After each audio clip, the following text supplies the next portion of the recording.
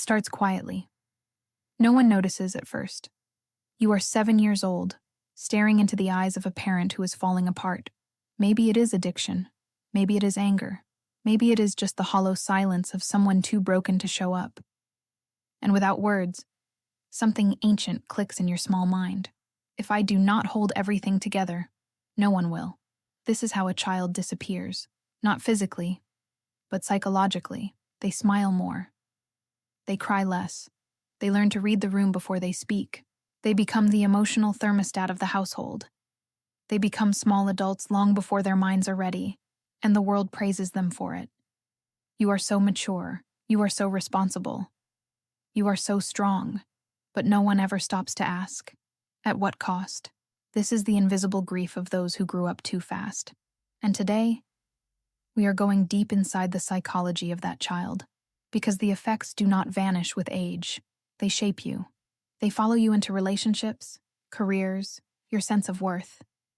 And if you do not understand what happened, you will spend your adult life repeating the survival patterns that once saved you, but are now slowly wearing you down.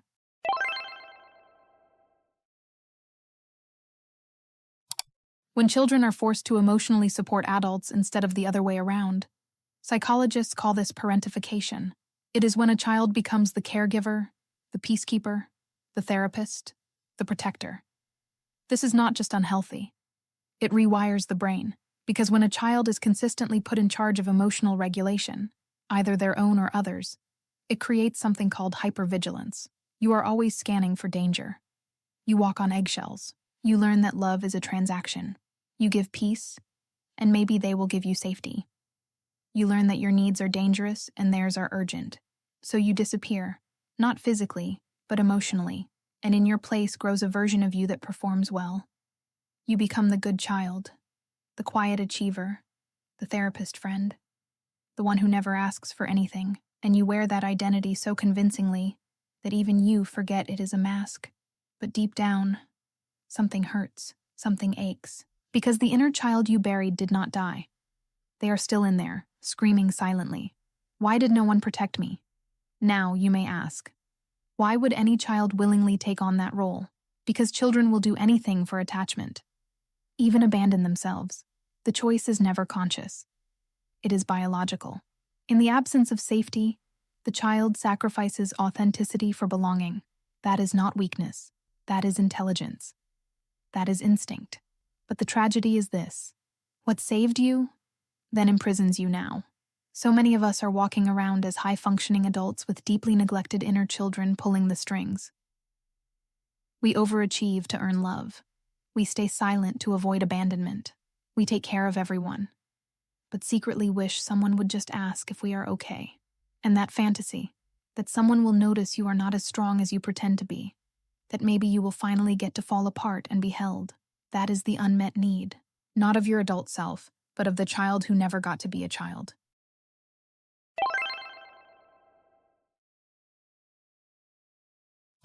So what happens to that child when they grow up? They become adults who never feel safe, even in calm rooms. They become lovers who cannot trust softness. They become givers who cannot receive. They become the kind of people who apologize for crying, flinch at compliments, and confuse exhaustion with success. This is the cost of growing up too fast. Because if your childhood trained you to be strong at the expense of being soft, to be quiet instead of honest, to fix others while ignoring your own fractures, then what kind of adulthood do you inherit? You inherit a life where you are always holding your breath, waiting for someone to give you permission to finally fall apart. As you grow older, the symptoms become more complex.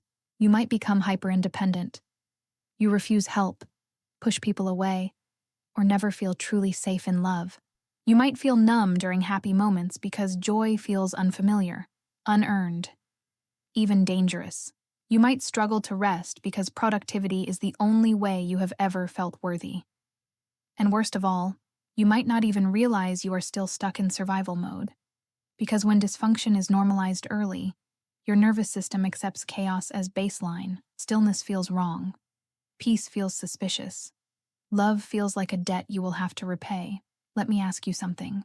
Do you become a therapist in all your friendships but never let anyone truly see you?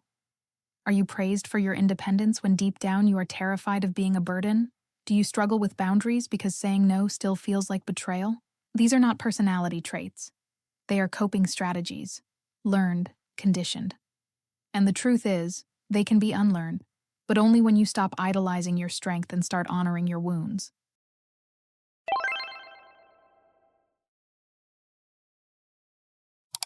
The first step to healing is not fixing, it is witnessing.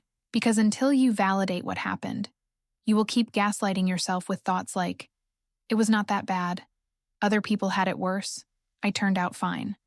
But fine is a mask too. And deep down, you know it. Here is the truth no one tells you.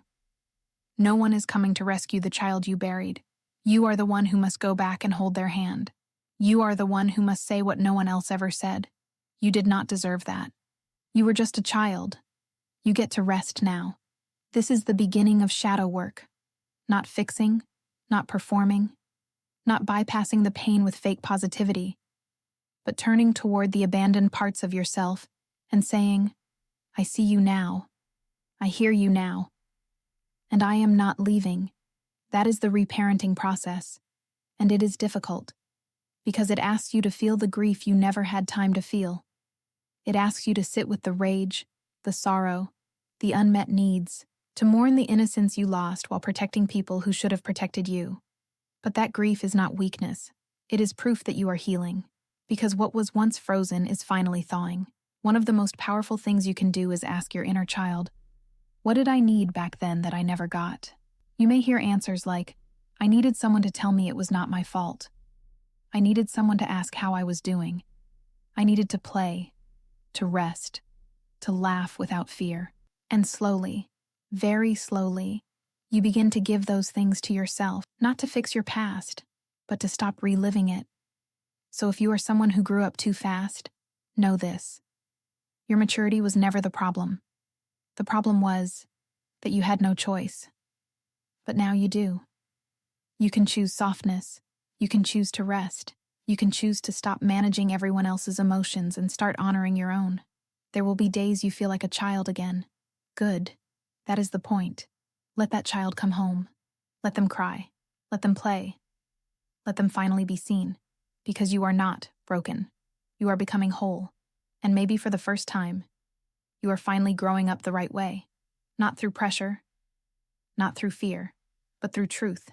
You never had a childhood, but you still have a future. And this time, you get to write it.